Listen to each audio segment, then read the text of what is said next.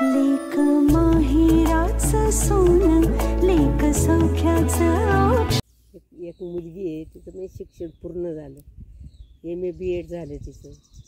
नंतर तिचं विषय लहानपणी पण खूप अशी रडकी असायची, लई रडकी. दिवसभर झोपायची, रात्रभर जागवायची.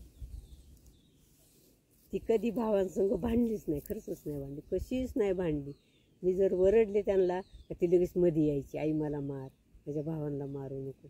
तिने कधी भावांना एक चापट लावली नाही किंवा भावांचं असं घेऊन ओढून खाल्ले असं कधीच नाही, कधीच भावांशी भांडली नाही. आणि अजूनही ती कोणाशी भांडत नाही, भावांशी नाही, कोणाशी नाही, काय नाही. अशी शांत स्वभावाने खूप. आता ती मुंबईला असती.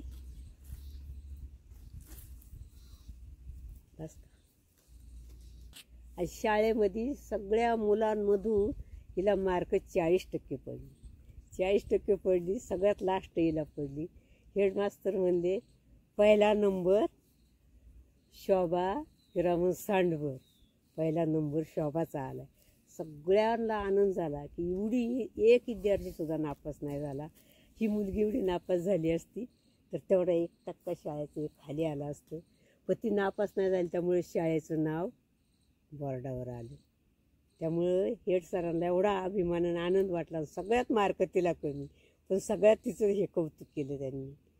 त्यामुळे तिला पण आम्हाला सगळ्याला आनंद झाला. ती छोटी असायची, शाळेत गेली की तिचा भाऊ मोठा उंच दिसायचा. सगळी म्हणायची, त्याला शिव्या द्यायची त्या शंकरला.